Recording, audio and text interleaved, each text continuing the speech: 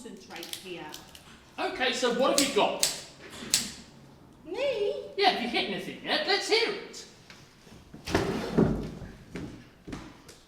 Ping, drobber, foot, Ingle Warp Carcinoma. That's as far as I got. I like foot.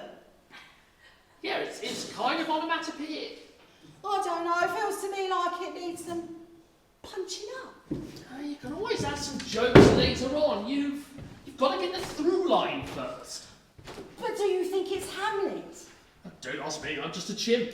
They could have given us a clue or something. Yeah, or a story conference. Yeah, well that would defeat the whole purpose of the experiment. I know! 3 monkeys typing into infinity will sooner or later produce Hamlet. Right. Completely by chance. And Dr. David Rosenbaum up there is going to prove it. But what is Hamlet? I don't know. What is Hamlet? I don't know. You know, this is really stupid.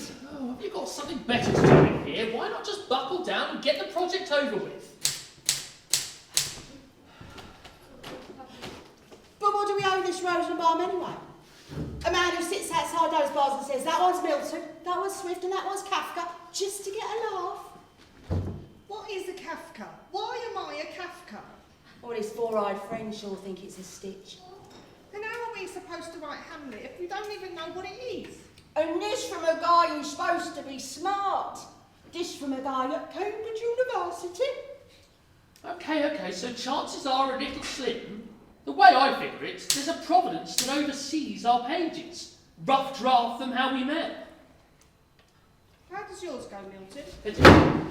Let's see. Of man's first disobedience and the fruit of that forbidden tree whose mortal taste brought death. Hey, that's good. That's got rhythm, it really sings. Yeah? But is it Shakespeare? Who cares? He's got a real voice there. Does Dr. Rosenbaum care about voice? Does he care about anybody's individual creativity? Let's look at this from Rosenbaum's point of view for a moment, shall No, we? he brings us in here to produce copy, then all he wants is a clean draft of somebody else's stuff. We're getting peanuts here to be somebody's hack. Writing is a mug's game, Swifty. Well, it have made me mad. Why not just set up a schedule for yourself? You know, write for a couple of hours in the morning while you're fresh, then take a break. Let the juices flow.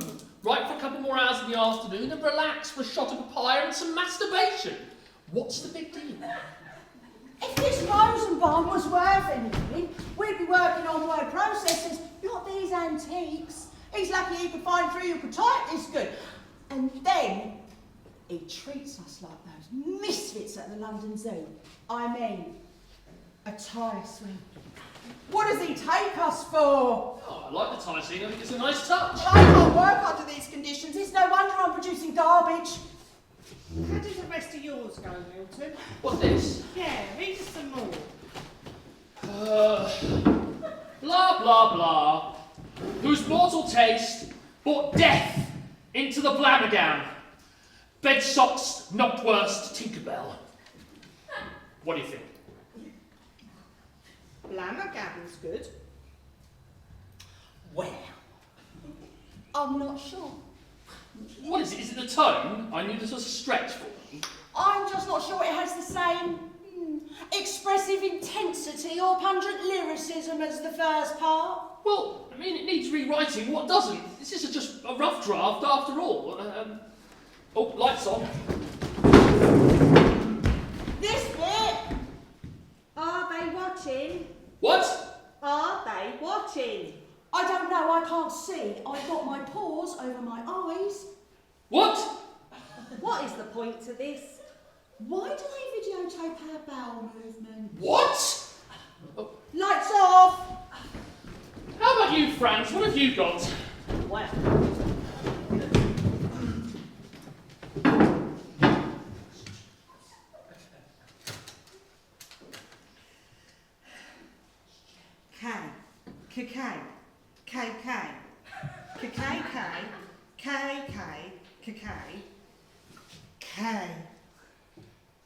What is that, postmodernism?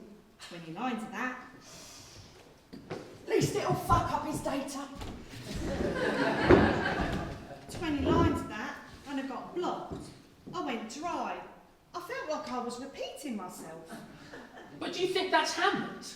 I don't know what I'm doing here in the first place. I'm not a writer, I'm a monkey. I'm supposed to be swinging through branches and digging up ants, not stuck under fluorescent lights 10 hours a day. It sure is a long way from the shores of sweet Africa, where lawns and Neville Downs and flocks tending the herb were sweetly interposed. Paradise, wasn't it? Lost. Lost. Lost. See, I'm trying to deal with some of that here, but it's all very close to the bone. Just because they keep us locked up, they think they're more powerful than we are. They are more powerful than we are. Just because they control the means of production, they think they can suppress the workers! Things are how they are. What are you going to do? Hey, how come you're always so goddamn ready to justify the ways of Rosenbaum to the apes? Do you have a key to that door? No. Do you have an independent food source?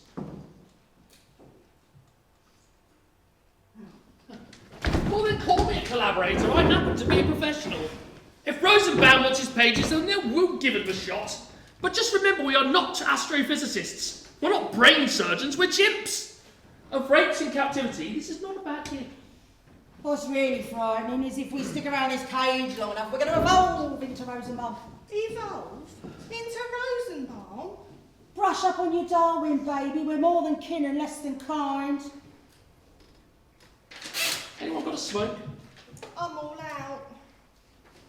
Don't look at me. I'm not going to satisfy those voyeurs with the old smoking chimp back. No, thank you. Don't be a sat Swift, you've got to use them. Use the system. What do you mean? Oh, just watch while I put my antic disposition on.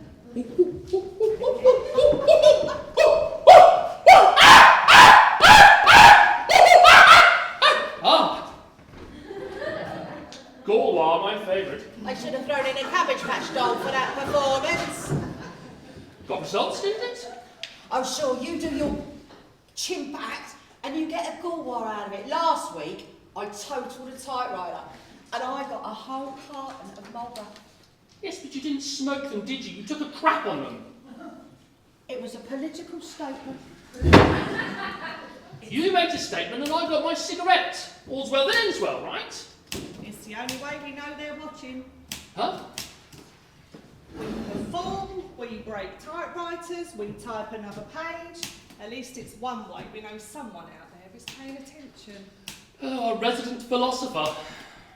But what if one of us really does write Hamlet? Here we are, set out to prove the inadvertent virtues of randomness and to produce something we wouldn't even recognise if it passed right through our hands. But what if one of us actually does it? Will we ever be released? Will they give us the key to the city and a ticker tape parade? Or will they move us on to Ulysses?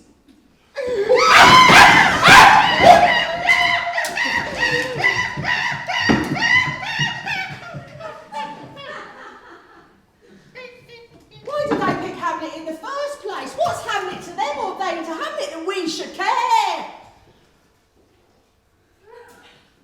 Boy, there's the respect that makes calamity of so long life. For who would bear the whips and scorns of time, the oppressor's wrong, the proud man's contumely, Hey, Swifty. the pangs of despised love, the law's delay? Hey, Swifty, relax, will you? Have a banana. I wish I could get Rosenbaum in here and see how he does it producing Hamlet. That's it. What? That's it. Forget about this random Hamlet crap. What about revenge? Revenge? On Rosenbaum? Well, who else, as he bereft us of our homes and families, stepped in between us and our expectations? But how would we do it? Easy. We lure him in to look at our typewriters, pretend like something's wrong, but we poison the typewriter keys. Oh, Jesus. Sure, some juice of curse and a bonus spread liberally over the keyboard, all to work like a charm. Oh, great. If that doesn't work, we envenom the tyre swing and invite him in for a ride. Plus, I challenge him to a duel. Can't you see it? In the course of combat, I casually graze my rapier over the poison typewriter keys, and then a hit, a palpable hit. For a reserve, we'll lay by a cup with some venomous distilment. We'll put the penny with the poison in the vessel with the vessel. Listen, I'm going to get back to work because the man's going to watch his pages, okay? It's not a bad idea, but What's the matter with you guys? I want something here. I think it's hopeless, Swifty. But this is for good! Where was I? Bed socks not worse tooth spell. Right. Okay. You two serfs, just go back to work. I'll do all the thinking around here. Swifty, revenge. Tinkerbell.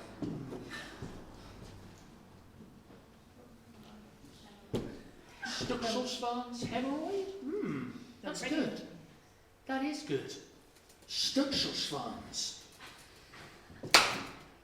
Act 1, Scene 1, Elsinore Castle, Denmark.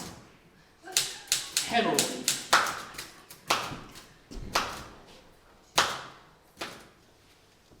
Enter Bernardo and Francisco. Pomegranate. Bernardo says, "Who's there?" Bazooka.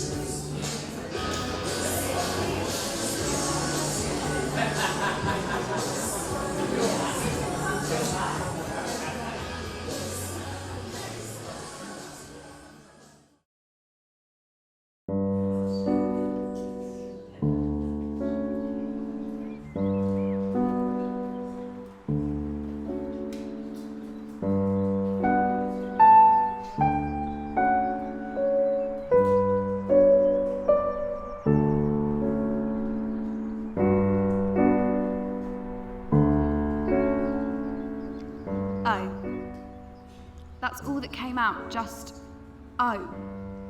To be honest, I was so taken aback, I didn't really have time to react.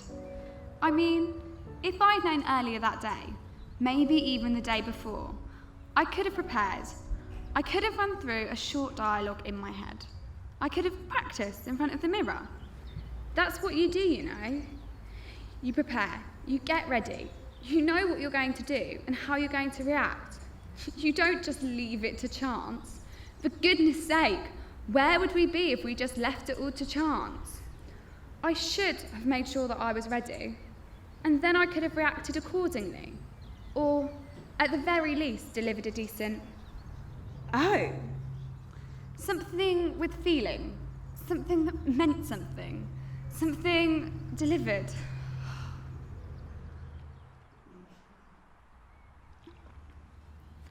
But no, all I managed was, oh. Small, weak, feeble, ineffective, and dare I say it, anticlimactic. I really felt like I let the whole situation down with that one word. So very disappointing. I could hear myself saying it, even as it left my mouth. But I'm sure, no. I'm positive that if I hadn't have been so shocked, if I had have prepared, I would have been able to deliver on my end. I worry, you know, that my poor performance combined with me standing there with my mouth agape, catching the flies, as my mother would say, would have given the impression that not only was I woefully inadequate of the art of reaction, but I was also simple of mind. All that was missing was a line of dribble from the corner of my mouth, which, if I stood there any longer, I'm sure would have materialised. Well, I'd never been in that situation before, Something like that had never happened to me. I had a friend of a friend once whose brother's girlfriend had said that she had had it happen to her. But to be honest, I thought it was a joke. Well, that was until it happened to me. What would you do if you were walking along, minding your own business, and some random stranger jumps out of nowhere, opens his coat and shows you his... Oh.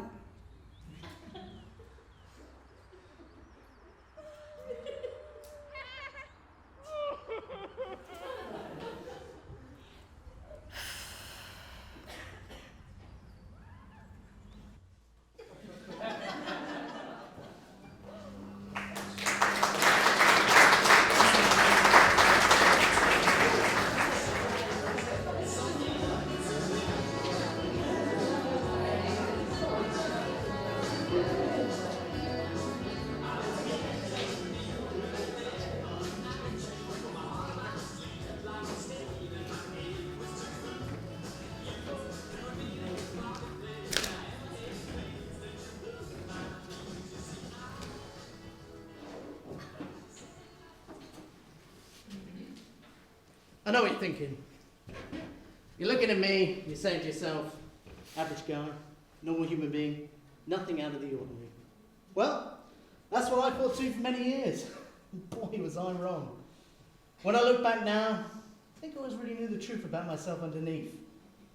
It's like I'd be looking in the mirror and what I was looking at was not really what I was looking at. Or else I'd be at a crowd of people at a party and then suddenly I'd be in the middle of nowhere. No one around me for miles. Episodes of vastation, if you know that beautiful word. And then one day I had a, well, I don't know what you call it. A mystical experience? Anyway, I'm walking down Oxford Street and I go past this office supply shop, just a crummy little place. But I turn and I look and I see an Olivetti 250 portable electric typewriter. Are you familiar with this model? Have you ever seen the Olivetti 250? No. Well, let me tell you, it is sublime. The shapes, the lines, the slant of the keyboard, it's all there. It's a thing of beauty. Anyway, so I'm looking at this thing and it's like I recognise it from someplace, like I'm looking at family somehow, like I'm looking at some long lost older brother that I'm seeing for the first time. And then I realise that's me. That thing behind the window is exactly what I feel like on the inside. And it hits me. I am a typewriter. No, really, a typewriter. All these years I thought I was a human being. Really, I was a Olivetti 250 portable electric typewriter with automatic correctability. And you know, want to know what the funny thing is? I can't even type. Needless to say, this came as a revelation to me, but at least now I understand why I always got off on big words like vastation, or phenomenological, or subcutaneous. Words are what a typewriter's all about, right? Thing is, it can be a bit of a lonely place being a typewriter in a world of human beings. I mean, here I am every day being replaced by word processors. Who needs a typewriter anymore? Here I finally figure out what I actually am, and I'm an antique already. Plus, there's my love life, which is problematical to say the least. The difficulties involved in finding a suitable partner in this town are fairly prodigious, as I'm sure you can imagine. But at least now, I know why I've always loved not just sex. Sex is anywhere. But touch. Touching. Being touched. After all, that's how we communicate. The typewriter along with the keyboard. Hands on the keyboard, the right touch, fire away. Yeah, I mean, women's hands. They're practically the first thing I noticed. You know, a nice set of shapely fingers, No hangnails, good manicure. I mean, not a finger fetish, you understand. It's just that, it's just that you've got a nice pair of hands yourself there, actually, and that's actually why I came over. And I know all this sounds, pretty loony, but I've never told anyone this before, and I just kind of felt like I could trust you. And I'm sorry, what? You're not actually a girl. Of course you're a girl, you're beautiful. You're actually a sheet of paper. £10 bond. Ivory tinted. Pure cotton fibre.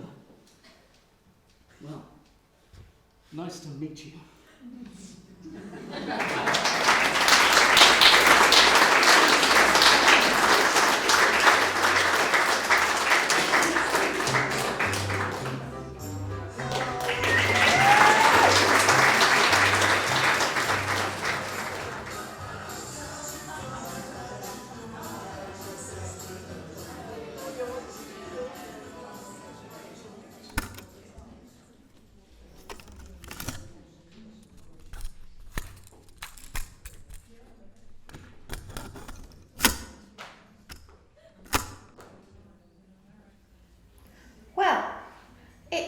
Started as a rather pleasant evening. We'd just finished eating and were sitting down, relaxing with a glass of Chardonnay, chatting about my upcoming finals match on Saturday. I play hockey for St Francis Girls' College, ladies' team. When Roger asks if I'd be game for something a little different tonight. Naturally, I assume he meant some sort of board game. Possibly backgammon? We often play board games on a Sunday. So anyway, Roger says he's got a little surprise for me. Pops a film on. What was it about? Well, it certainly wasn't about backgammon. Well, it started with this woman who was having trouble with her washing machine. She called a repairman. He arrived and, well, how do I put this? Let's just say it was more than her washing machine that needed a seeing to. And they were very friendly towards each other. And when I say friendly, I mean very friendly. A little too friendly for my liking. She was very bendy. And then they were doing things that I didn't actually know you could do. And I said so to Roger. And that was when I realised the type of games he'd had in mind. So I looked at him straight in the eye and I said, Roger, I hope you're not thinking we're going to be doing anything like that tonight, because despite appearances, I am not a bloody gymnast. And then we watched the film. Despite the lack of any sort of discernible plot. And I had a couple of glasses of wine, several more glasses of wine, and it's then that things get a little hazy. The last thing I remember for certain is the sirens, and the rest is a bit of a blank. So you see, officer, I can't be sure for certain how it happened, but at least Roger's going to be okay, and he'll be up and walking around soon enough. And most importantly, my hockey stick's fine because I have a very important match on Saturday.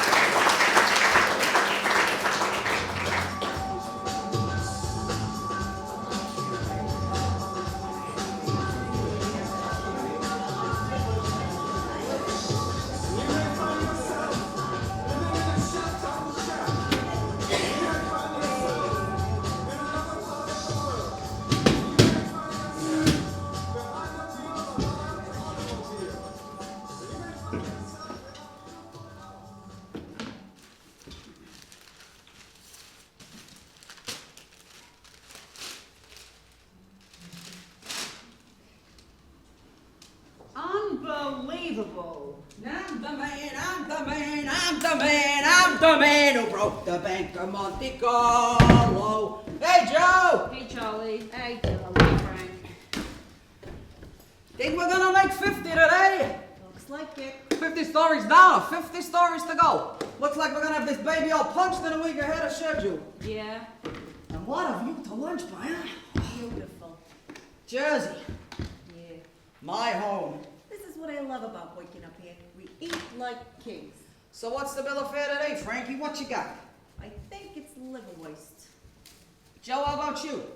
Pickle and pimento loaf. Well, I got sorry, yes, I got corned beef and pastrami. Sorry. I think it's tuna, not liver waste. I got corned beef and pastrami. You got corned beef and pastrami Shit. on a normal Tuesday? What's the occasion? Who says there's an occasion? Did you hear this, Joe? Charlie's got corned beef and pastrami on a normal Tuesday. And poop on mustard. On bakery pumpernickel, I think he said as well. And poop on mustard. Very nice. Look at all those poor souls down there have to eat their lunch at sea level. I'm the man who broke the bank of Monte Carlo. What's the news today, Joe? Something hot in the paper? Some kind of, you know, International developments. international developments. How's things in Europe? Any news? The news is that history is a cesspool, Oh. as it always was. We also learned that a woman in Astoria, Queens lived with a guy for 15 years and didn't know the guy had 5 other wives 5 other wives? in the same neighborhood. Did you hear this, Charlie? Many things are possible in this world. A guy with that many wives, is that still bigamy? It's geometry. Well, give me the TV pages, will you? Let's see what's on the tube. Don't let me hear anything about TV. I just want to see. I don't want to hear nothing about TV. Besides, we got bowling tonight. I just want to see what I'm missing.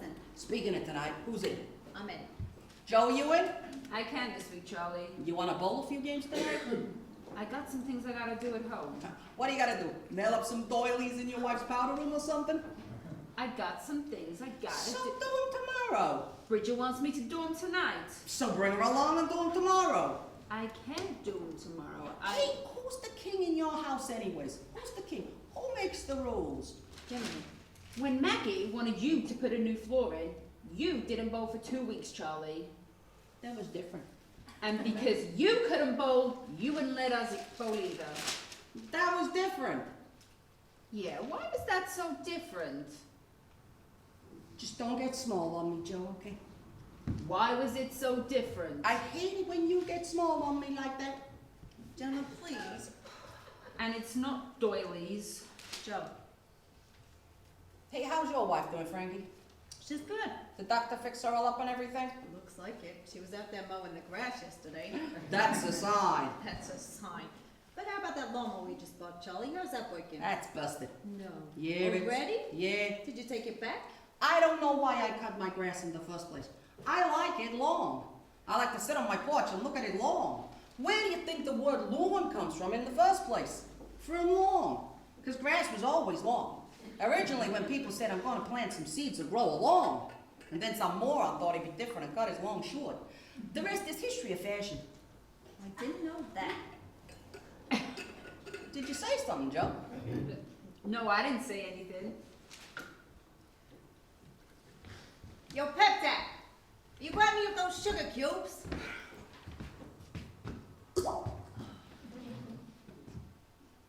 Thanks. You guys ever think about hang gliding home from here? Hang gliding home? Yeah, instead of driving or taking the path. Wouldn't you have to learn how to hang glide first? Well, sure, you'd learn, but then after you wrapped up work, you could strap on your wings and walk off the top floor. Be the first person in history to sail from 32nd Street and 10th Avenue to Tenafly, New Jersey, with a fabulous view all the way. Maybe after I retire. You know, I've been sitting there eating this thing, and I still don't know if it's tuna or liver waste. Well, that is all the ozone up here. The what? The carbon dioxide at this altitude. It compresses the things in your nose, and you can't taste nothing. Did you say something, Joe?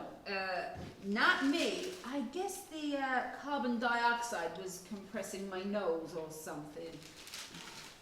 You must speaking of flying, Charlie, they got that movie about the Lindbergh kid on again tonight. They got the what?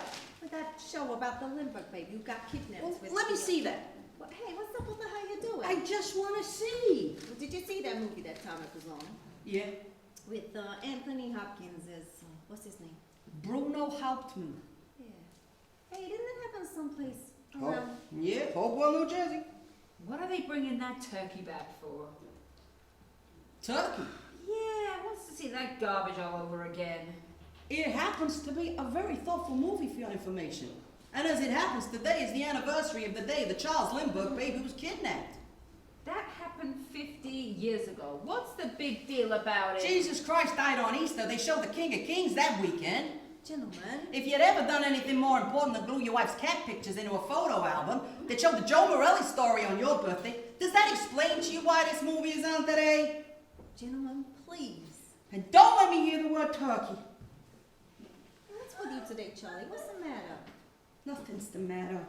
You're acting all weird. I'm not weird. So what's up? Nothing's turkey. I told you I don't want to hear the word turkey. Something sure seems up. Nothing's up. Forget about it. Nothing's up.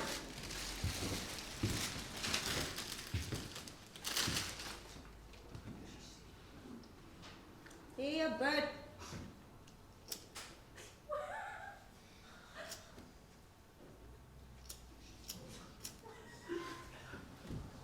What the heck? Who's that?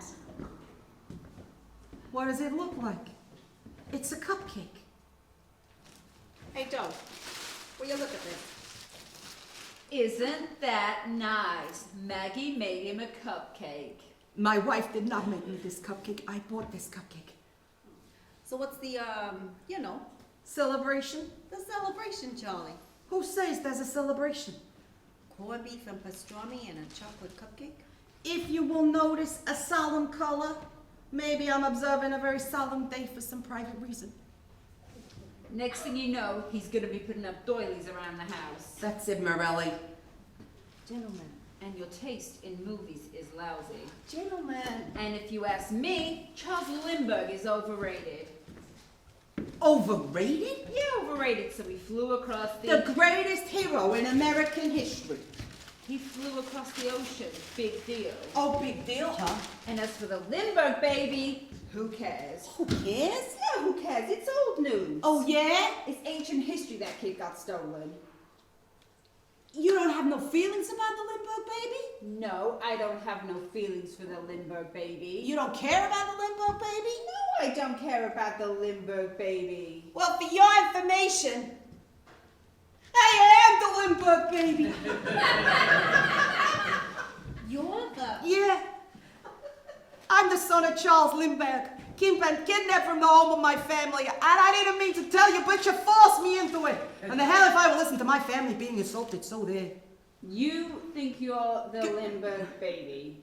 Go to hell, Joe. But your name is Petrosian. Well, oh, sure, that's what I was brought up to think my name was. You think you're the Lindbergh baby? I told you, go to hell, Joe. You gone off your head? No, I have not gone off my head. I don't believe this. Yeah, well, the truth is always strange at first sight, so live with it. Do you know that there are separate asylums to hold all the people who think they are the Lindbergh baby?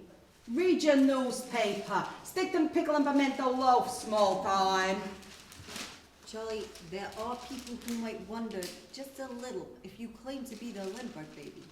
Yeah, but it all fits, doesn't it? I mean, Charlie. Was I not born in New Jersey and brought up in the town of Hopewell where the crime was perpetrated? Yeah, he was brought up in Hopewell, Joe. Yeah? That makes about 50,000 other Lindbergh babies. Yeah, well, they're imposters. I thought the police found the kid's body. Well, that was another kid's body.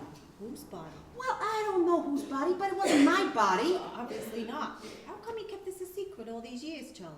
Well, naturally, a lot of people wouldn't believe me. Oh, really? Plus, I was already pretty well established as Charles Petrosian, you know, bank account, credit cards, driver's license. Oh, sure, it's hard to make a change. But mostly, I didn't want to hurt the feelings of my true mother, Anne Morrow Lindbergh. Whose books are bullshit. You shut your trap about my mother.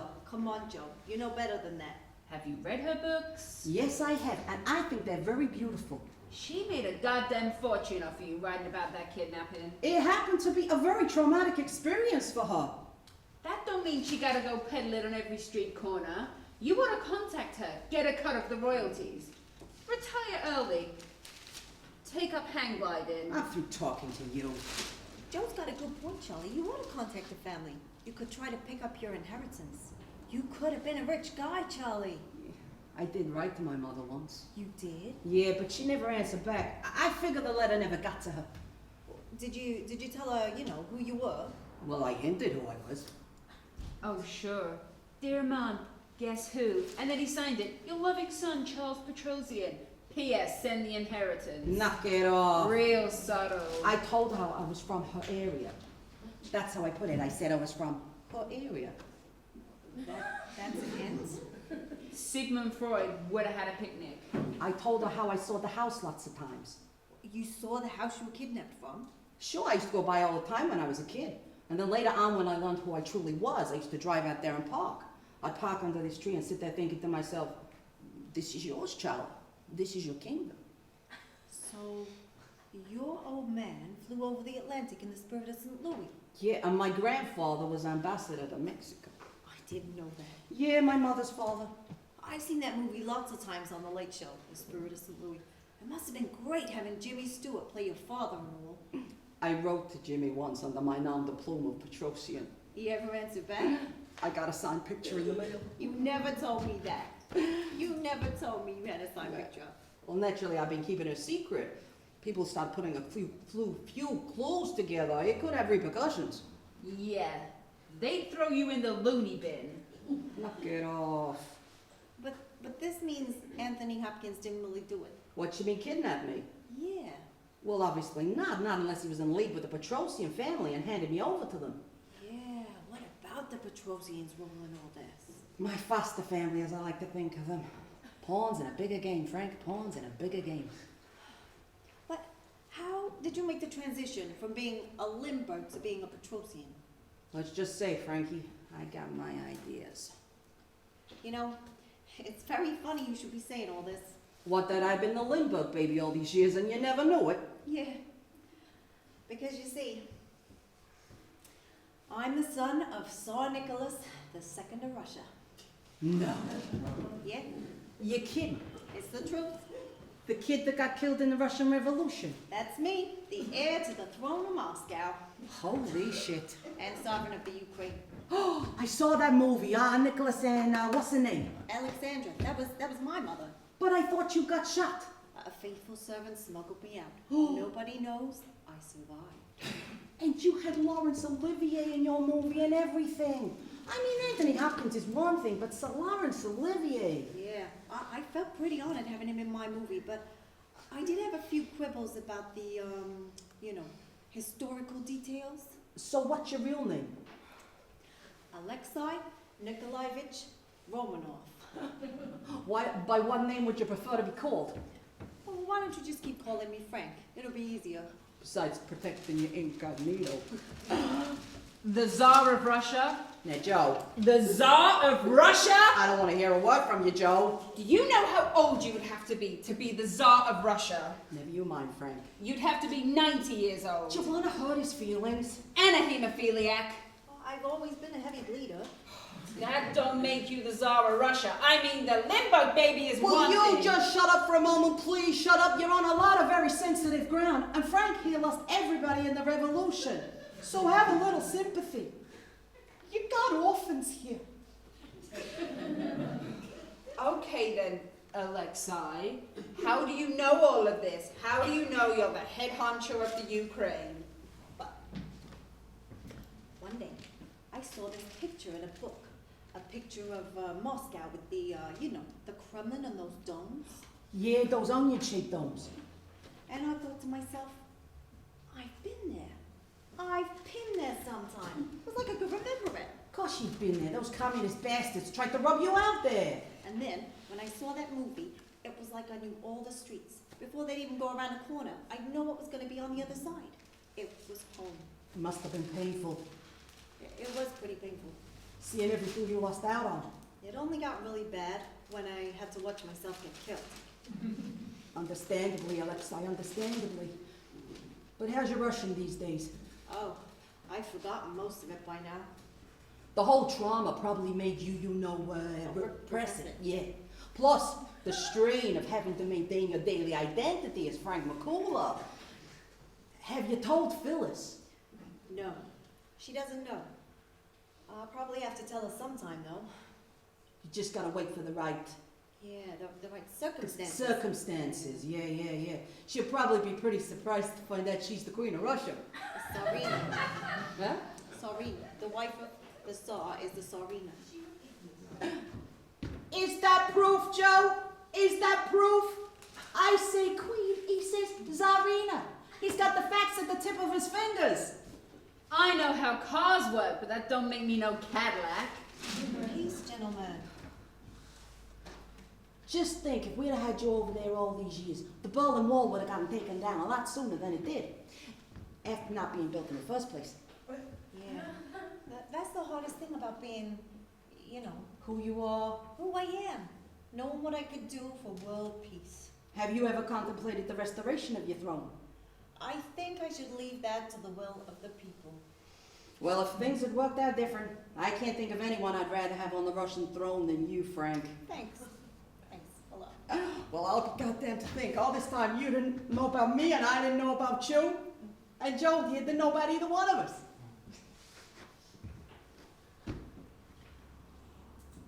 So, Joe, Yeah, what? Who are you?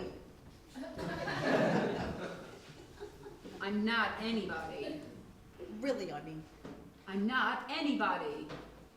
Really. I'm Joe Morelli, period. I'm not talking about that. I'm Superman. I mean, really. I'm nobody. Underneath it all. I'm nobody. I'm just another guy on the street.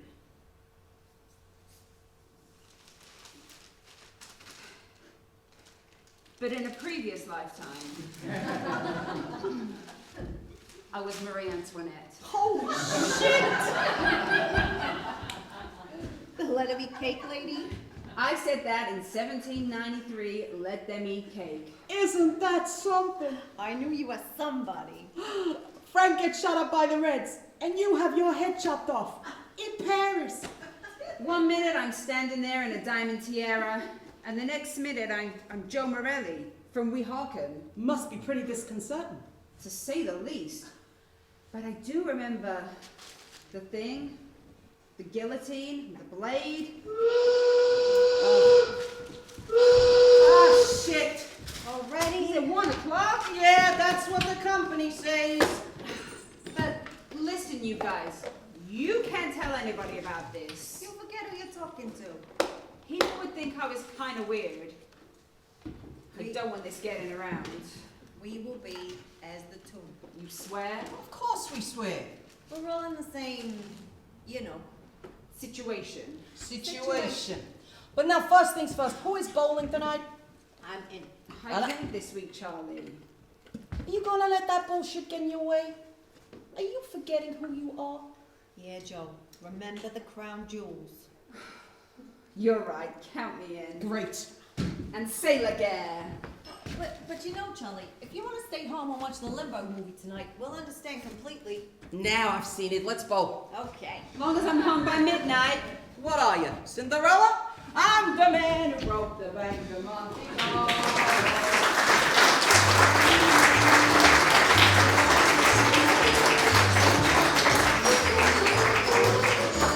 I just got here to Paris from the sunny southern shore. I took Monte Carlo just to hear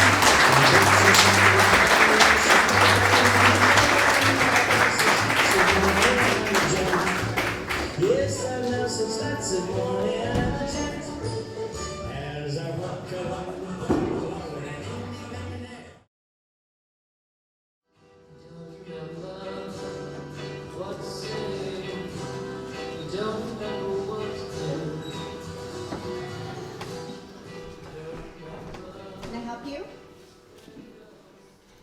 Whoa. Do you know you would look fantastic on a wide screen? Uh-huh. 70 millimeters. Look, do you want to see a menu or what? Hey, let's negotiate here. What's the soup du jour today? Soup of the day, you got a choice of Polish duck blood or cream of kidney. Ah, beautiful, beautiful. Kick me in the kidney. You got it. Any oyster crackers on your seabed? Nope, all out. Okay, how about your specials? Spread out your options. Yeah.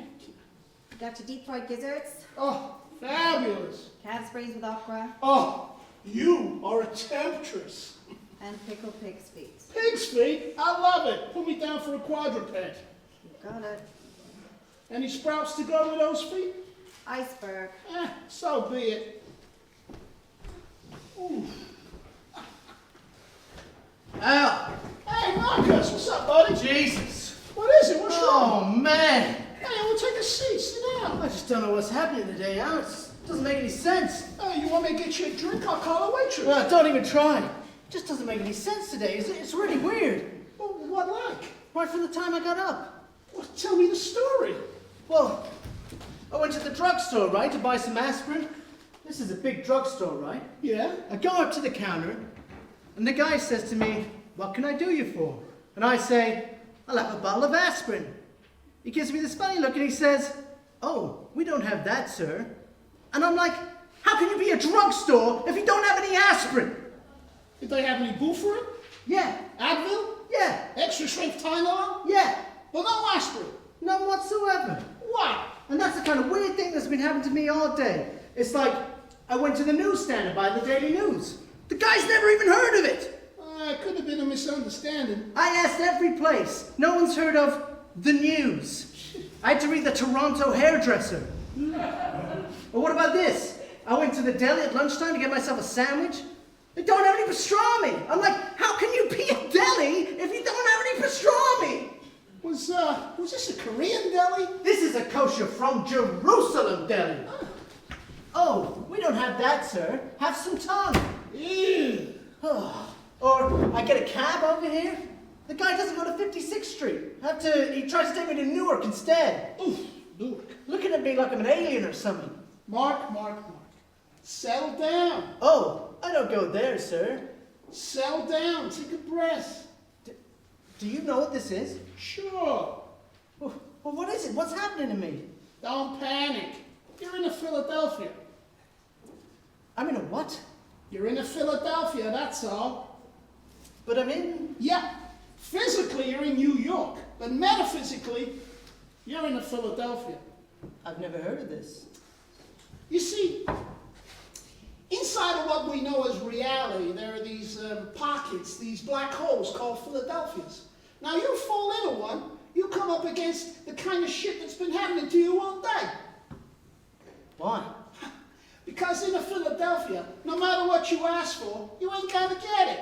You want something, they're not gonna have it. You wanna do something, it ain't gonna get done. You wanna go somewhere, you can't get there from here. Good God. So this is very serious. Marcus, remember, this is a condition named after the town that invented the cheesesteak. Something that nobody in their right mind would willingly ask for. I just thought I was having a bad day. Yeah, sure. Millions of people have spent their entire lifetimes inside of a Philadelphia. And did they know it? No. Look at the city of Philadelphia itself. Hopelessly trapped inside of a Philadelphia. And do they know it? Well, what should I do? Should I just kill myself now and get it over with? Oh, no. You try to kill yourself in a Philadelphia, you're only going to get hurt, babe. Well, what can I do? Look, I say just wait it out. And someday soon, that great cosmic train will whisk you out of the city of brotherly love to somewhere happier. Pretty goddamn mellow today. Well, everybody has to be someplace.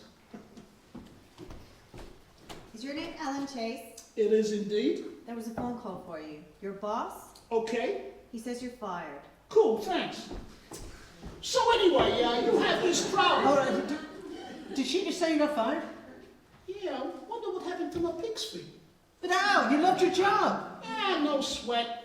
How can you be so calm? Because You're in a Philadelphia. I woke up in a Los Angeles. Our life is beautiful. Did I tell you that Susie packed up and left me this morning? Susie left you? Yeah, and frankly, Scarlett, I don't give a shit. I say go and God bless, and may your dating pool be Olympic-sized. But Al, your job, you love the garment district. Yeah, so I'll make a script out of it and sell it to Paramount. Toss in some sex, a little emotional blah, blah, blah. You got a buddy movie with a garment background. Not relevant enough? We'll throw in the hole in the ozone. Make it EC. EC? Environmentally correct. Have you heard about this hole in the ozone? Sure. Marcus, I love this concept. I embrace the ozone. Sure, some people are going to get hurt along the way, but in the meantime, the rest of us can tan a little faster. So this is a Los Angeles. Yeah, well, everybody has to be someplace. Wow. Look, you want my advice? Enjoy your Philadelphia. Order yourself a beer and a burger and just chill out for a while. But I can't order anything. If I do, I'll end up with cheesesteak or something. No. You see, there's a very simple rule of thumb inside of a Philadelphia. What? You ask for the opposite. What? If they don't have what you want, you ask for the opposite, and you get what you want. You want the daily news, you ask for the Times. You want pastrami, you ask for tongue. Oh. Hey, works great with women too. What is more opposite than the opposite sex? Uh-huh. So, do you want a bud? Oh, yeah, I could show you. No, stop! Do you want a bud? No. I don't want a bud. It's better. Now look, there's that waitress. Order yourself a bud and a burger, but don't ask for a bud and a burger. Right. Hey, waitress! Don't call her, she won't come. What? You're in Philadelphia, so go figure. Fuck her. Fuck her? Yeah, fuck her and everything to do with her. Hey, waitress! Fuck you! Can I help you, sir? Now that's how you get service in Philadelphia. Can I help you? No thanks. Okay, well, you have. How about some OJ? Sorry, squeezer's broken. A glass of milk? Calf's dry. Eggnog? Just ran out. Cup of coffee? We don't have that, sir. Oh, how about some ale? Nope. Porter? Nope. Stout? Just beer. That's too bad. How about a Heineken? Heineken, try again. Rolling Rock? Out of stock. Schlitz? Next. Beck's? Next. Sapporo? Tomorrow. Lone Star? Party hard. Bud Light? Just plain Bud is all we got. No thanks. Give me a Bud! Anything sweet? No thanks. Name it. Pork chop? Hamburger. Medium? Well done. Baked potato? Fries. And some zucchini? Slice of raw. Fried one! Marcus! That was excellent! Excellent! Thank Are you you. sure you never done this before? Well, if I'd have known I would mess up like this, I'd done it a lot sooner. I hear you, buddy. Oh man, maybe I was in Philadelphia all along. Ah, you could have been in the Baltimore. They're practically the same. Okay, here's your Bud and one cheesesteak. Whoa! Wait a minute, what is that? It's a cheesesteak. No. I ordered cream of kidney and 2 pair of feet. Oh, we don't have that, sir. Oh, excuse me? We don't have that, sir. You son of a bitch. You brought me into your Philadelphia? I'm sorry, Al. You brought me into your fucking Philadelphia? I didn't know it was contagious. Oh, God, please don't let me be in Philadelphia. Please don't let me be in Philadelphia. Hey, shouldn't you do the opposite? Hey! I told you everything you know about Philly, asshole. Don't tell me how to act in Philadelphia. But baby, you're not really. Hey, do you see cheese on that steak? What more proof do you want? The fucking Liberty Bell? Oh, God. Oh, waitress, give me a glass of water, will you? Water? Don't have that, sir. You don't have water? What, you think we're in a drought or something? Oh, God. I lost my job. gotta make some phone calls. Waitress, where's the payphone? Sorry, we don't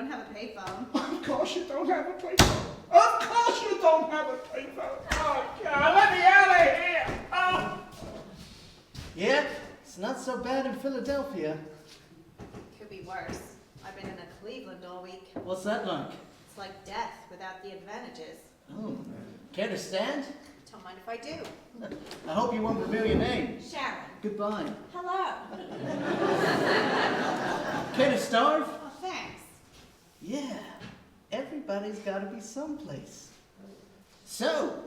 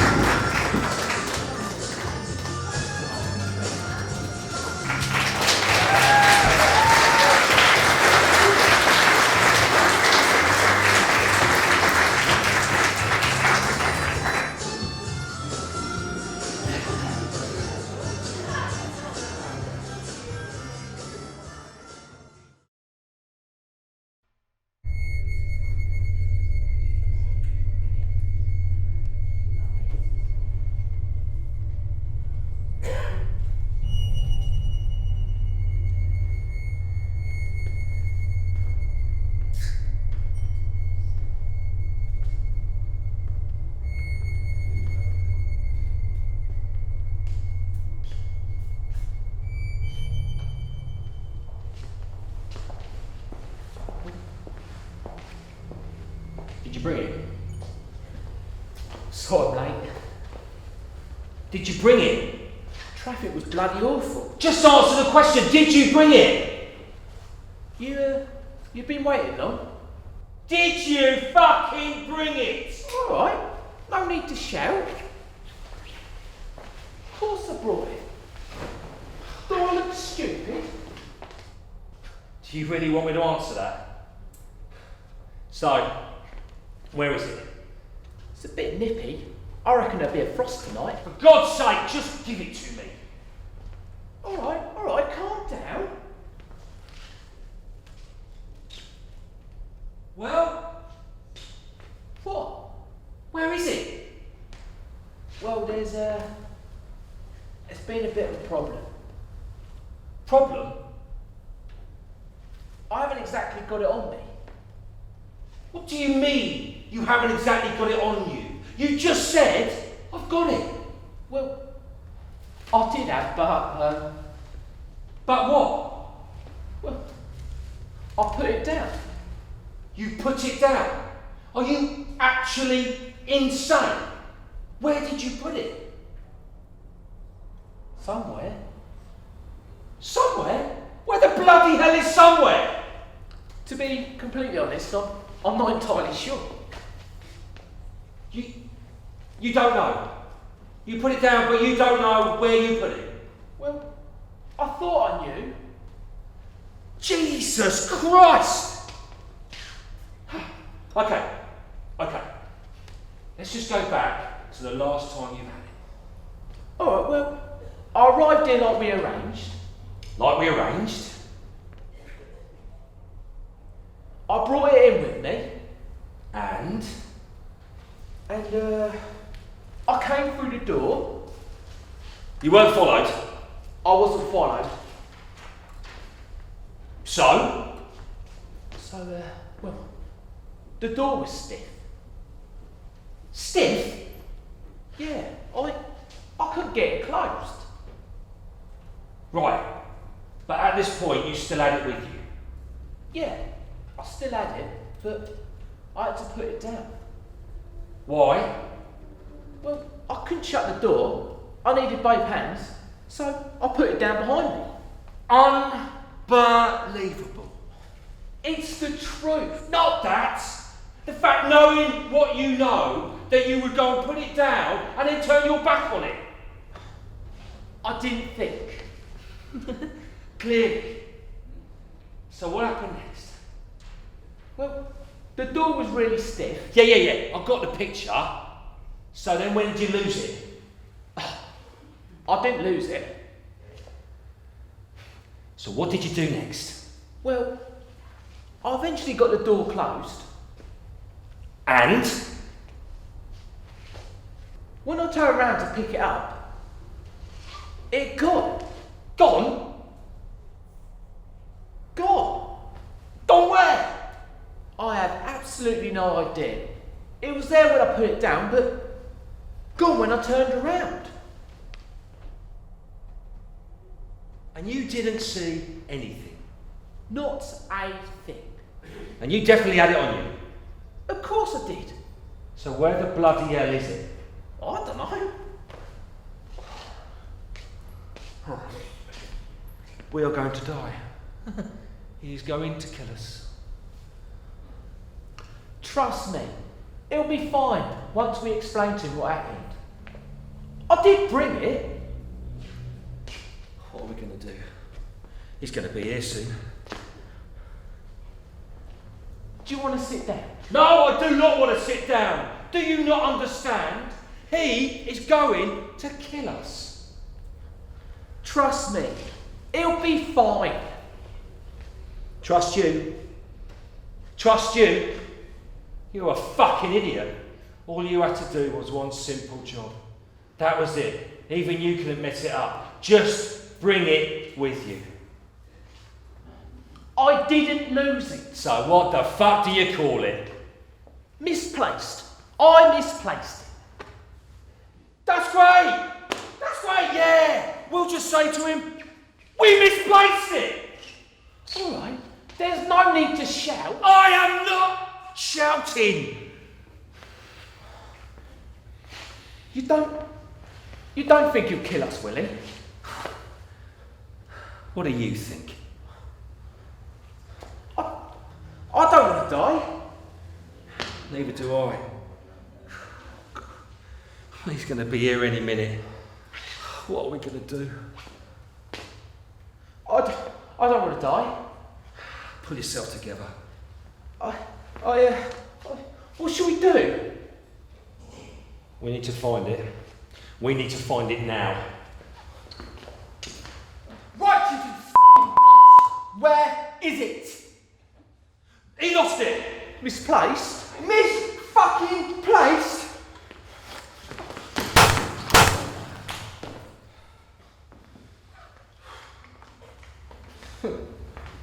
Absolute amateurs.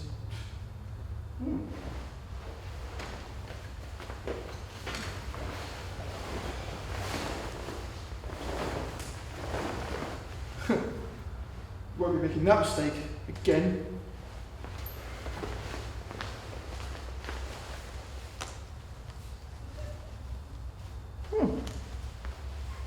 They did bring it.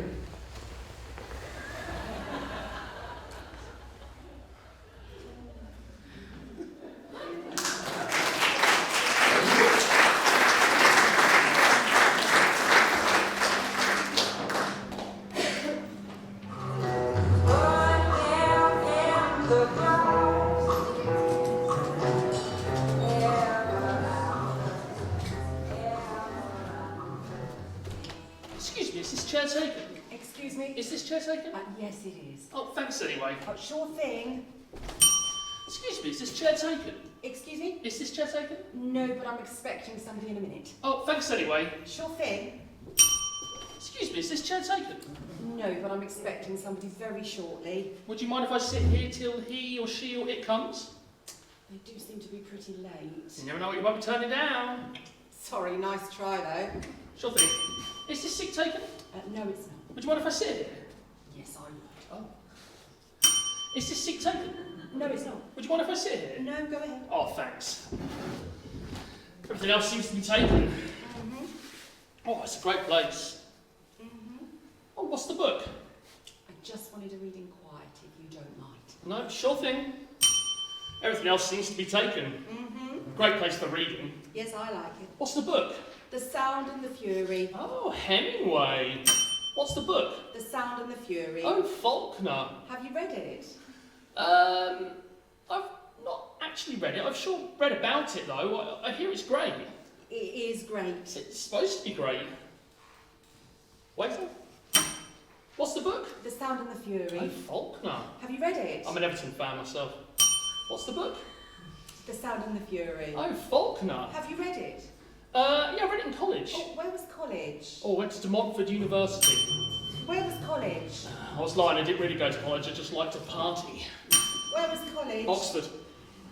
Do you like Faulkner? I love Faulkner. I spent a whole winter reading him once. Just started. Oh, after the first 10 pages, I couldn't put it down. I had to go out and buy everything else he'd written. One of the greatest reading experiences of my life. I mean, all that incredible psychological understanding, the way he grasps the mysteries of time and human existence, and the smells of the earth. What do you think? I think it's pretty boring. Oh. What's the book? The Sound and the Fury. Oh, Faulkner. Do you like Faulkner? I love Faulkner. I spent a whole winter reading him once. I was so excited after 10 pages that I went out and bought everything else he wrote. Oh, all that incredible psychological understanding. And the prose is so gorgeous. And the way he grasps the mysteries of time. And human existence. I can't believe I've waited this long to read him. You never know, you might not have liked it before. Well, that's true. You might not have been ready for it. You have to hit these things at the right moment or it's no good. That's happened to me. It's all in the timing. I'm Bill, by the way. I'm Betty. Hi. Hi. Yes, I thought reading Faulkner was a great experience. Yes. The Sound and the Fury. Well, onwards and upwards. Waiter? You have to eat things at the right moment or it's no good. That's happened to me. It's all in the timing. I'm Bill, by the way. I'm Betty. Hi. Hi. So do you come in here a lot? Actually, I'm just in town for 2 days from Pakistan. Oh, Pakistan. I'm Bill, by the way. I'm Betty. Hi. Hi. So do you come in here a lot? Every once in a while, do you? Not so much anymore, not since my nervous breakdown. Do you come in here a lot? Why are you asking? Oh, I'm just interested. Are you really interested? Are you just trying to pick me out? No, I'm really interested. Why would you be interested in whether I come in here or not? I'm just trying to get acquainted. Maybe you're only interested for the sake of making small talk, long enough to get me come back to your house to listen to some music, or because you've just rented some great tape for your VCR, when all you really want to do is shag, which you won't do very well, after which you'll go into the bathroom and pee very loudly, and then pad into the kitchen and get yourself a beer from the refrigerator without asking me whether I'd like anything, and then proceed to lie back down beside me and confess you've got a girlfriend named Stephanie who's away at medical school in Belgium for a year, and you've been involved with her off and on in what you'll call a very intricate relationship for the past 7 years, none of which interests me, mister. Okay. Do you come in here a lot? Every other day, I think. Do you? Yeah, I come in here quite a lot, but I don't think I've seen you in here before. I guess we must be on different schedules. Missed connections. Yeah, different time zones. It's amazing how you can live right next door to somebody in this town and never even know it. I know. City life. It's crazy. Well, the waiters in this place seem to be in a different time zone. Can't seem to get one anywhere. So anyway, what do you... I beg pardon? Oh, sorry. I guess we must be on different schedules. Missed connections. Yep, different time zones. It's amazing how you can live right next door to somebody in this town and never even know it. I know. City life. It's crazy. You weren't waiting for somebody when I came in, were you? Actually, I was. Oh, boyfriend? Sort of. What's a sort of boyfriend? My husband. You weren't waiting for somebody when I came in, were you? Actually, I was. Oh, boyfriend? Sort of. What's a sort of boyfriend? We were meeting here to break up. What's a sort of boyfriend? My lover, here she comes right now. You weren't waiting for somebody when I came in, were you? No, just reading. Sort of a sad occupation for a Friday night, isn't it? Reading here all by yourself. Do you think so? Well, sure. I mean, what's a good-looking woman like you doing out alone on a Friday night? Trying to stay away from lines like that. No, listen. You weren't waiting for somebody when I came in, were you? No, just reading. Sort of a sad occupation for a Friday night, isn't it? Reading here all by yourself. I guess it is in a way. I mean, what's a good-looking woman like you doing out alone on a Friday night? I'm out alone on a Friday night for the first time in a very long time. Oh. You see, I just ended a relationship. Oh. Of rather long standing. I see. Well, seeing as how reading by yourself is such a sad occupation for a Friday night, perhaps you'd like to do something else? No. Go somewhere else? No thanks. I was headed to the movies after this anyway. I don't think so. Give Faulkner a chance to catch his breath. I mean, all those long sentences sure do tire him out. Thanks anyway. Oh, no worries. I appreciate the invitation. Sure thing.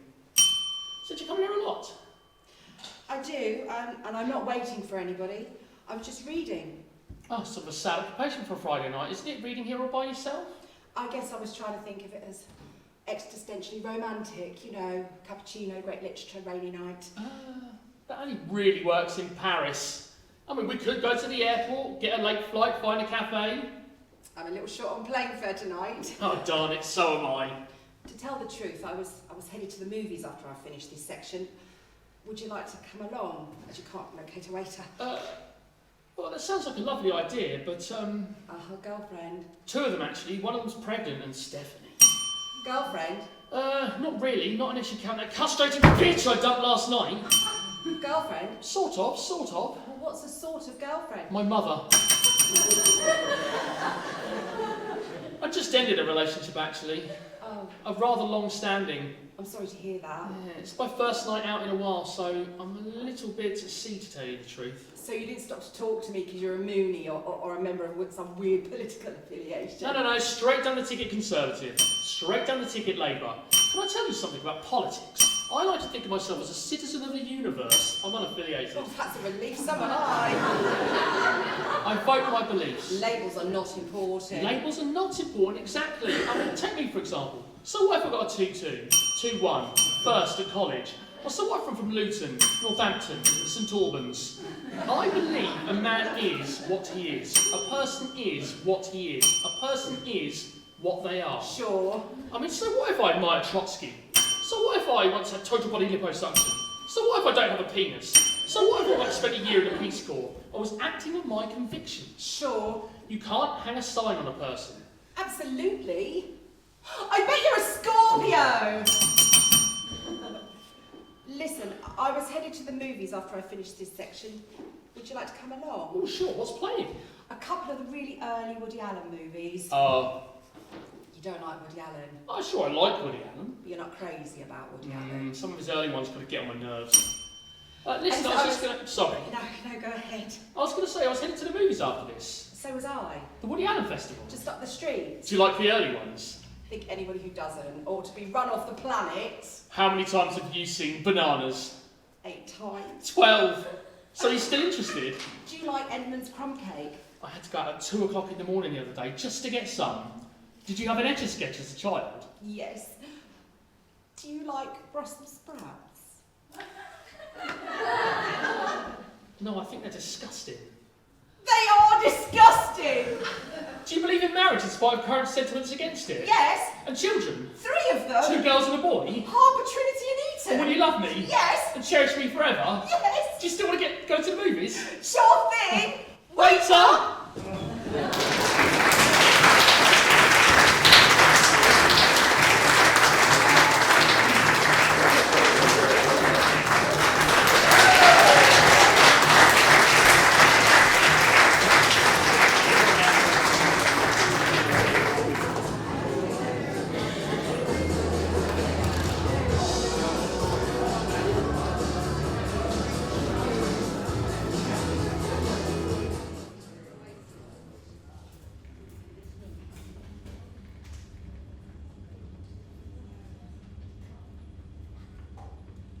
You are customer number 42. Pardon? Please, take a seat. Me?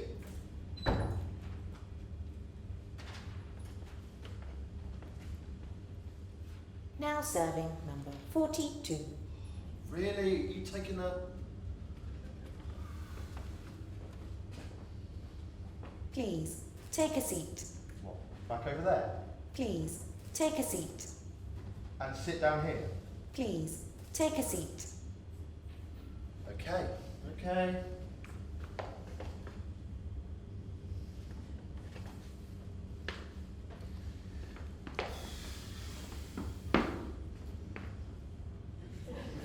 This is the best you can do. Welcome to the afterlife. The what now? Here at Afterlife Services, we aim to make your transition to death as pain-free and uncomplicated as possible. Pain-free? What? I feel fine. Transition to the afterlife can be a confusing and stressful time.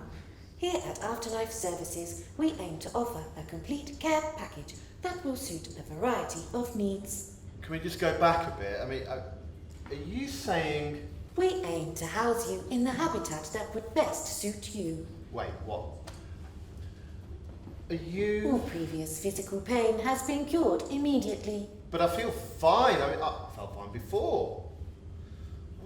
Although, I did have a slight stomachache after eating And those... here, at Afterlife Services, we aim to first deal with the anxiety you may experience from SMRS, or Sudden Mortality Realization Syndrome. What? Are you saying, did those prawns... Is that what? I thought they tasted a little bit... But I thought that was just my cold. I mean... Was it prawns my cold? Was cold something more? At Afterlife Services, we have found that placing the recently deceased in an environment that they find relaxing is the best way to relieve the symptoms of Sudden Mortality Realization Syndrome. Whoa, whoa, whoa. I think we need to go back a minute. I mean, I'm not going anywhere until I talk to a doctor. On the screen in front of you, you will see a selection of the environments that we feel would be most suited to you. Or a priest. You do have priests here, don't you? Please select the environment that you find the most relaxing. Oh, no. I am not choosing anything until I speak to a... that beach house looks lovely.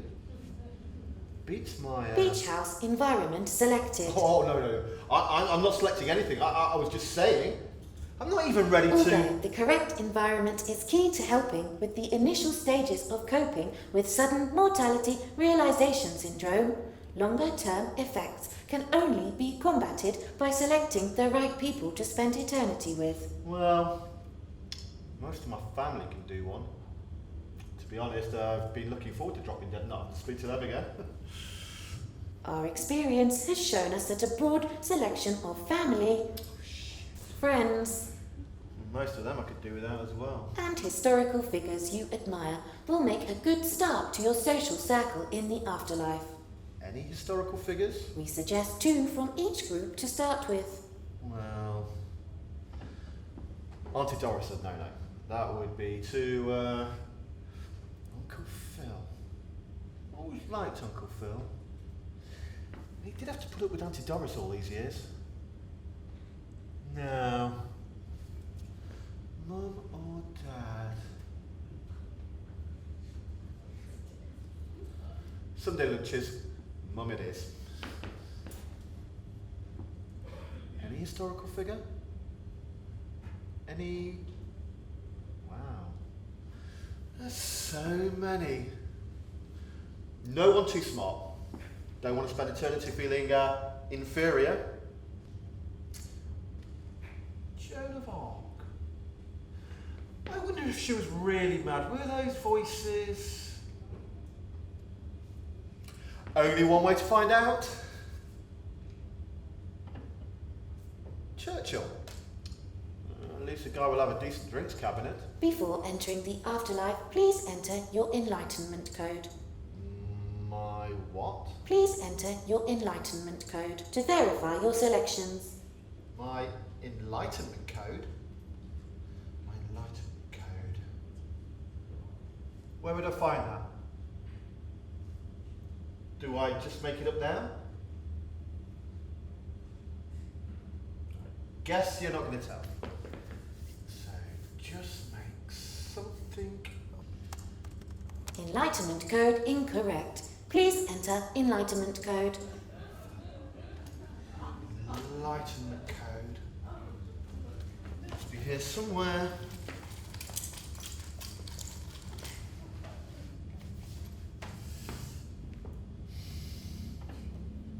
Date of birth.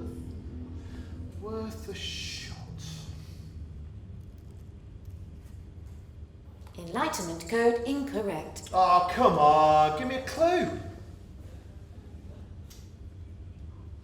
You're not going to help me, are you? Where did I feel the most enlightened? A holiday in Tibet? Give it a go. Enlightenment code incorrect. Son of a... Would you like to reset Enlightenment Code? Well, yeah. Resetting Enlightenment Code. Well, thank you. Initiating reincarnation. Wait, what?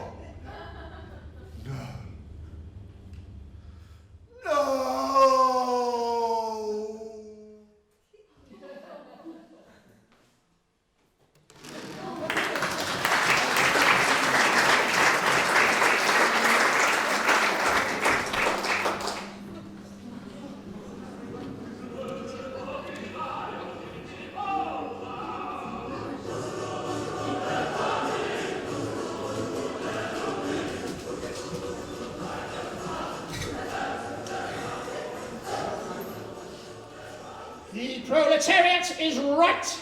The proletariat must always be right. And the revolution of the proletariat against oppression must go on forever and forever. Leon? And forever.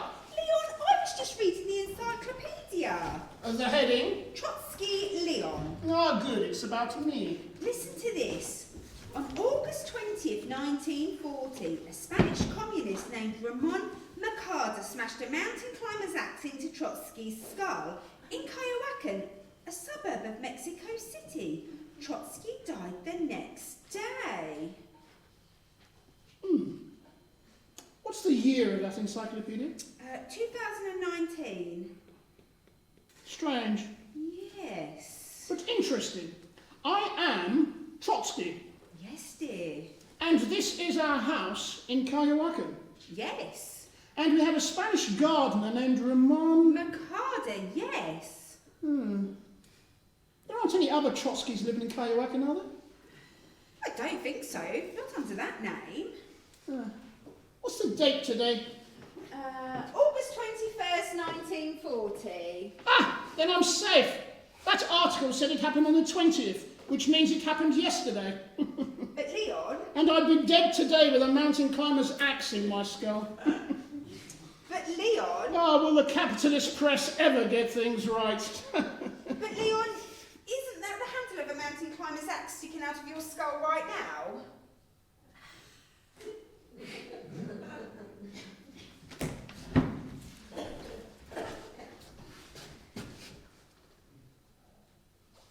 It certainly does look like one.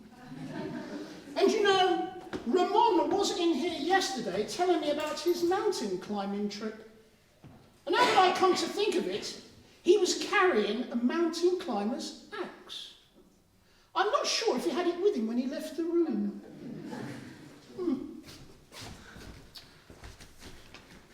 Did Ramon report for work today?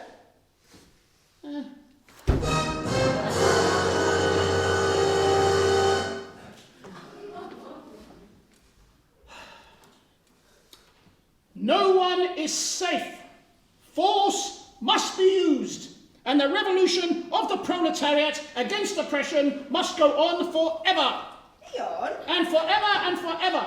Leon, I was just reading the encyclopedia. Is it the Britannica? Listen to this. The universe, as viewed by the victors. On August 20th, 1940, a Spanish communist named Ramon Mercado smashed a mountain climber's axe into Trotsky's skull in Coyoacán, a suburb of Mexico City. Trotsky died the next day. Yes, and? Well, I think there's the handle of a mountain climber's axe sticking out of your skull right now. I knew that. When I was shaving this morning, I noticed a handle sticking out of the back of my head. At first, I thought it was an ice pick, so I was worried. No, it's not an ice pick. Don't even say that word. You know about my recurring nightmare? Yes, dear. About the ice pick that buries itself in my skull? Yes, dear. Which is why I have banned all servants from using ice picks around this house. But Leon... No one may use an ice pick in this house, especially not Spanish communists. But Leon... We'll do without ice. We'll drink our liquor neat and our Coca-Cola warm. Who cares if this is Coyoacán in August? That's not a bad song title, is it? Coyoacán in August.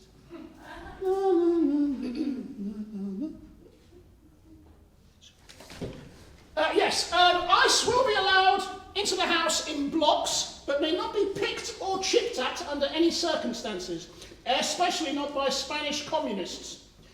Ice cube trays will be allowed, if they've been invented yet. I bet it doesn't say anything about an ice cube tray in my skull, does it? No. Does it? No. Ha! I've outsmarted destiny, which is just another capitalist explanation for the status quo.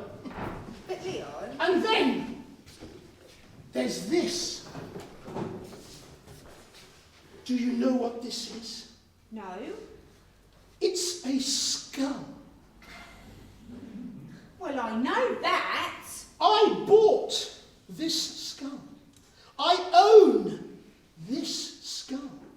So what does that make this? Trotsky's skull. If some Spanish communist posing as a gardener wants to bury anything in my head, being a you-know-what or anything else, this will be here as a decoy. He'll recognise this skull as my skull. He'll bury something in it, and then he'll go his way, and I'll go mine. Is that not ingenious? To a point. 50 more years of Trotsky. I've got some very bad news for you, Leon. A mountain climber's axe. Ingenious. Yeah.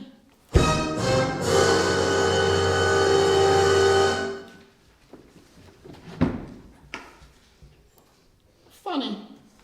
I always thought it was going to be an ice pick. A mountain climber's axe. A mountain climber's axe. Can't I get that through your skull?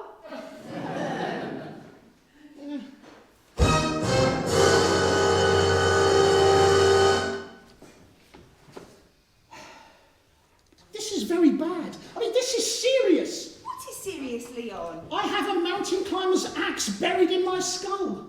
Smashed, actually.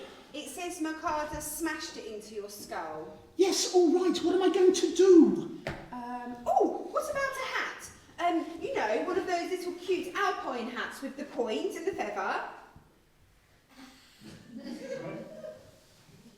The encyclopedia says I died today. August 21st, that's today. Does it say what time? No. Ha! So much for the usefulness of that encyclopedia. All right then, I have until midnight at the latest. Well, what should I tell Cook about supper? Well, she can forget the soup course. Niet, niet, niet.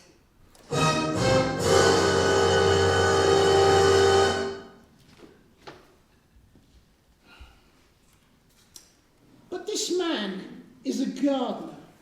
Yes. Or at least he's been posing as a gardener. Yes. Well, doesn't that make him a member of the proletariat? I'd say so, yes. Then what's he doing smashing a mountain climber's axe in my skull? I don't know. Have you been oppressing him? Why would Ramon do this to me? Maybe he's a literalist. A what? A literalist. Maybe Ramon ran into Manuel, you know, Manuel, the head gardener. I know who Manuel is. I know you know who Manuel is. One of these days, Mrs. Trotsky, Banzoo! Maybe Ramon ran into Manuel and said, "Do you think Mr. Trotsky will have time to look at the nasturtiums today?" And maybe Manuel said, "I don't know. Axe, Mr. Trotsky." Oh, very funny. Or maybe he just wanted to pick your brains. Oh, very funny! Or maybe he was just too hot to Trotsky. Stop it! Stop it!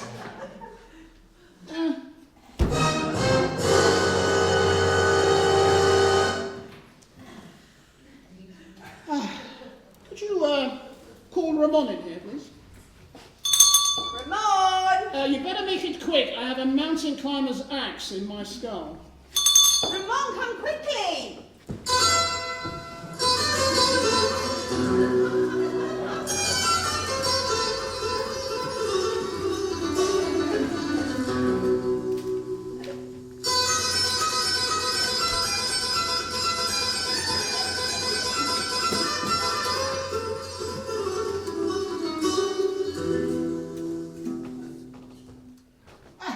morning, Ramon. Good morning, senor. Please, take a seat.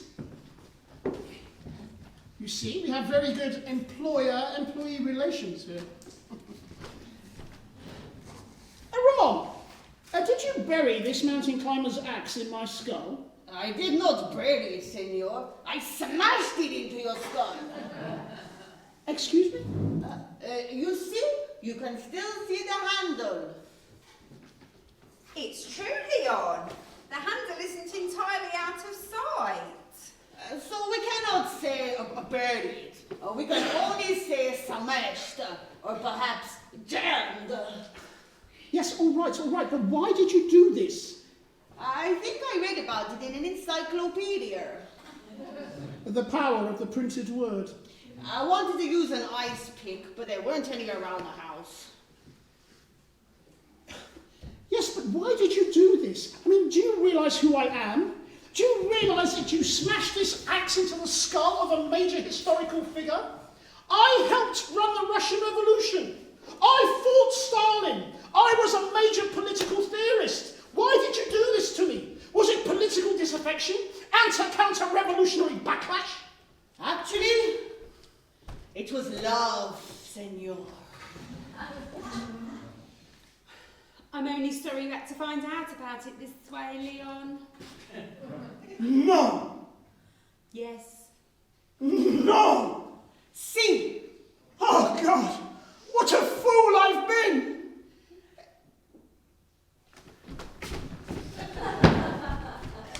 Oh, God! What a fool I've been!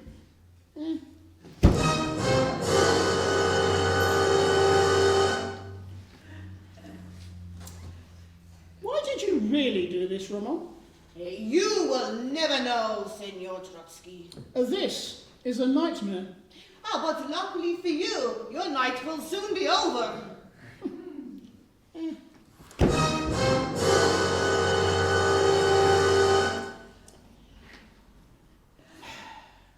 All right, Ramon, you may go. Senor Trotsky. Yes? Do you think that you will have time to look at the nasturtiums today? They really are very beautiful. I don't think so, Ramon, but I'll try. Oh, thank you, Senor Trotsky. Hasta la vista, or should I say, buenas noches.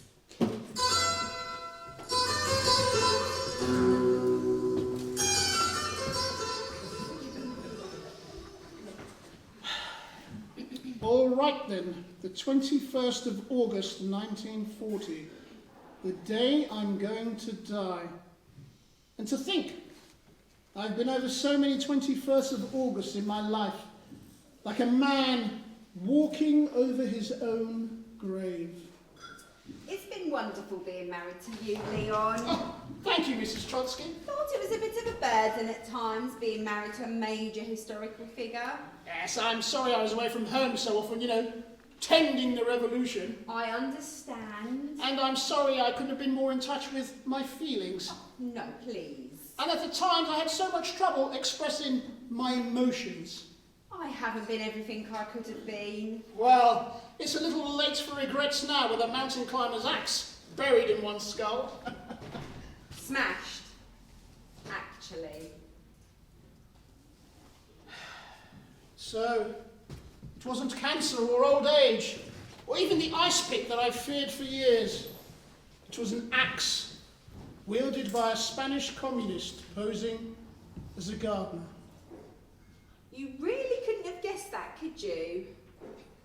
So, even an assassin can make the flowers grow. The gardener was false, and yet the garden that he tended was real. How was I to know he was my killer when I passed him every single day? How was I to know that the man tending the nasturtiums would one day keep me from seeing what the weather would be like tomorrow? How was I to know I'd never get to see the film Casablanca, which wouldn't have been made until 1942, and which I would have despised anyway? How was I to know I'd never get to know about the bomb or the 80,000 dead at Hiroshima, or rock and roll, or Gorbachev, or the state of Israel. How was I to know I'd be erased from the history books of my own land? But reinstated, at least partially, someday. You know, sometimes, for everyone, there's a room that you go into, and it's the room that you never leave. Or sometimes there's a room that you go out of, and it's the last room that you ever leave.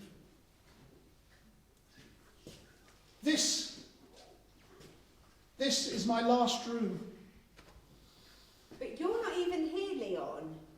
This desk, those books, the calendar on the wall.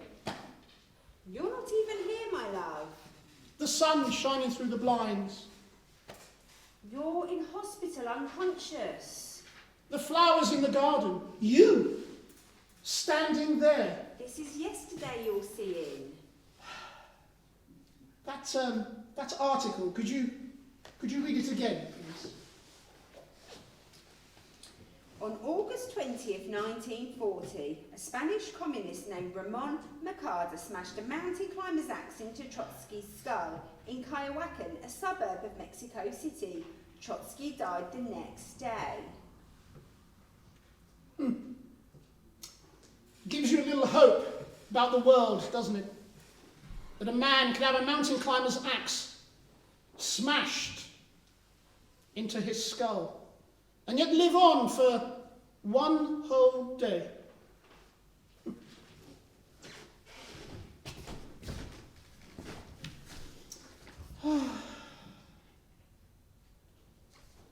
Maybe I'll go and look at the nasturtiums.